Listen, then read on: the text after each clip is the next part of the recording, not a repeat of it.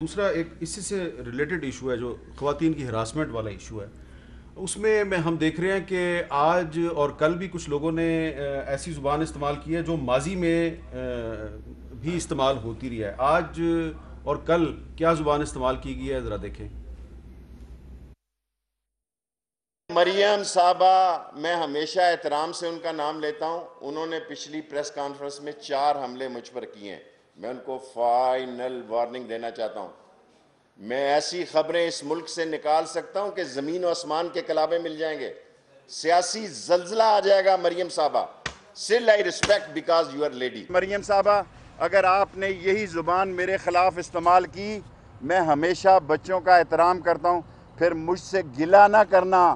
میں ایسا post mortem کروں گا کہ کوئی آدمی مجھ سے پھر گلہ نہ کرے. اچھا شاندانہ صاحبہ، مریم نواز صاحبہ نے کہیں شیخ صاحب کا نام نہیں لیا. ان کو ایک سوال کیا گیا تھا، انہوں نے جواب دیا کہ میں اس پہ تبصرہ نہیں کرنا چاہتی. تو شیخ صاحب کو اس انداز میں جواب دینا چاہیے. دیکھیں حامد صاحب، کبھی بھی کسی بھی عورت کو ہیڈ آف دا اسٹیٹ ہو، وہ آرڈنری پاکستانی ہو، اور یہ آئی تھنک ہم بعد میں ذرا آرام سے بات کریں گے.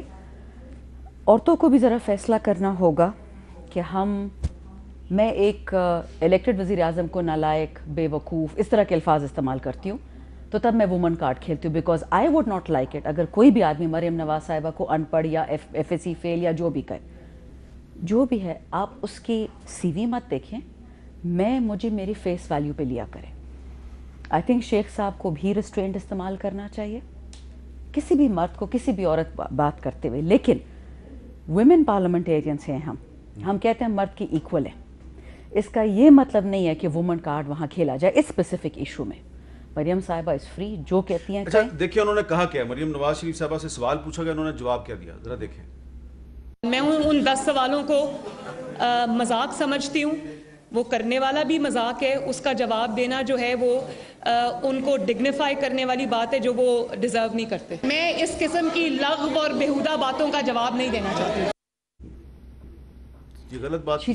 شی سیڈ کہ میں ان کو کچھ نہیں سمجھتی. وہ سٹنگ پارلیمنٹیرین ہیں. آپ نہیں سمجھتی ہیں، آپ سمجھتے ہیں، آپ کے نہ سمجھنے سے کیا فرق پڑتا ہے. آپ نے تو یہ بھی ایک دفعہ کہا تھا کہ جی ہم حکمران خاندان ہیں. آپ بالکل حکمران خاندان نہیں ہیں. آپ نے کی تھی 15th امینڈمنٹ سے. آپ حکمران وقت ہیں، حکومت وقت ہے. مصیبت یہ ہے نا کہ جب یہ چیز آ جاتی ہے ہم میں کہ we are better than you, I am better than you, because whatever the reason is. محترمہ بے نظیر بھٹو صاحبہ میں ایک چیز ہے جو کسی عورت میں نے پاکستان میں نہیں دیکھی.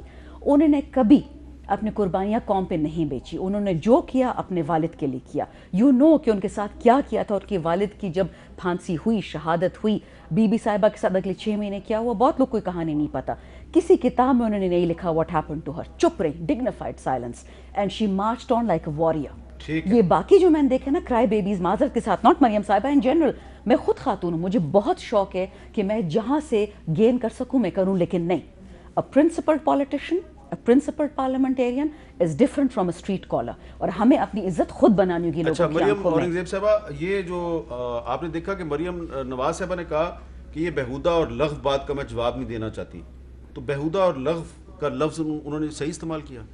دیکھیں بڑی امپورٹنٹ بات یہ جو ابھی ڈسکشن ہو رہی ہے، اس میں سب سے امپورٹنٹ بات یہ ہے کہ مریم نواز صاحبہ ایک اصول پہ اوپر مبنی بات کر رہی ہیں. وہ بات کر رہی ہیں آئین کی، وہ بات کر رہی ہیں 3 دفعہ کے منتخب وزیر اعظم کی. کون سا ویمن کارڈ کھیلا گیا اس میں؟ انہوں نے کسی جگہ پر یہ کہا کہ میں سزائے موت کی چکی میں رہ کر آئی ہوں.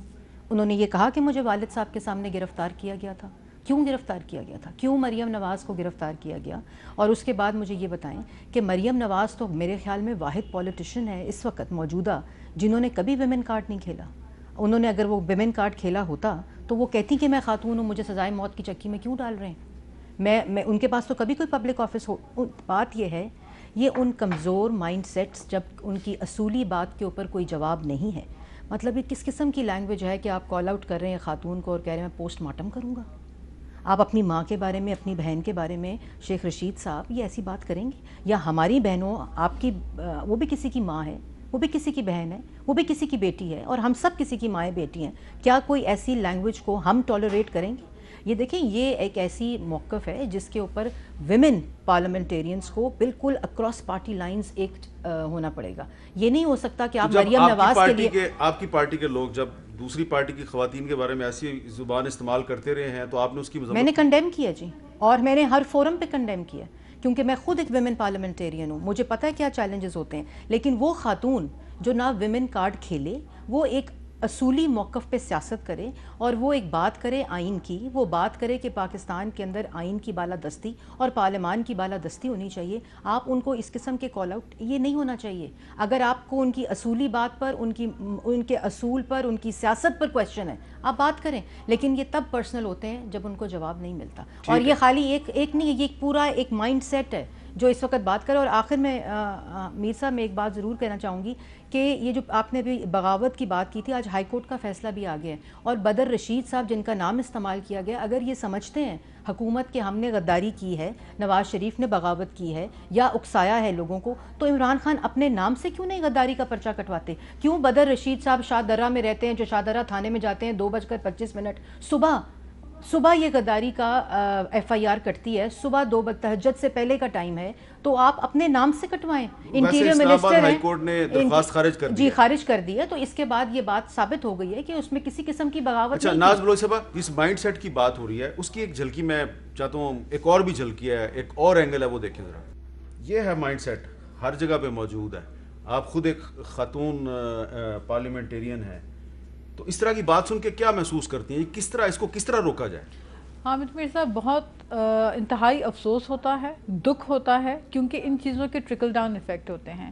یہ ہمارے کلچرل ویلیوز نہیں ہیں، یہ ہمارے ٹریڈیشنل اور ہمارے کلچرل ثقافتی ویلیوز کا عکس نہیں ہے جو یہ دکھائی دے رہا ہے. یہ ہینڈ فل آف پیپل ہیں، چند ایسے لوگ ہیں جو ہمارے معاشرے کا ایک غلط امیج اور پرسیپشن دینے میں اس قسم کی حد تک چلے جاتے ہیں. اور اس کا ٹرکل ڈاؤن ایفیکٹ یہ ہوتا ہے کہ جو نیچے پھر ان کے جو بھی لوگ یہ بات کرتے ہیں، تو ان کے سپورٹرز، ان کے جو ساتھی ہیں، ان کو فالو کرنے والے لوگ ہیں، وہ پھر نیچے گلی محلوں میں وہاں پر بھی اسی طرح کی زبان پھر اختیار کی جاتی ہے، اور اس کا پھر اثر ایک عام عورت پہ گھر پہ ہوتا ہے. تو جب عورت کی عزت، عورت کی رسپیکٹ ہم اس کو اپنے پارلیمنٹ میں اور ہائیسٹ اتھارٹیز کے اندر انشور نہیں کرائیں گے، تو اس کا ایفیکٹ یہ ہوگا کہ معاشرے میں اس کی جو اثرات ہیں وہ آپ کو نظر آ رہے ہیں.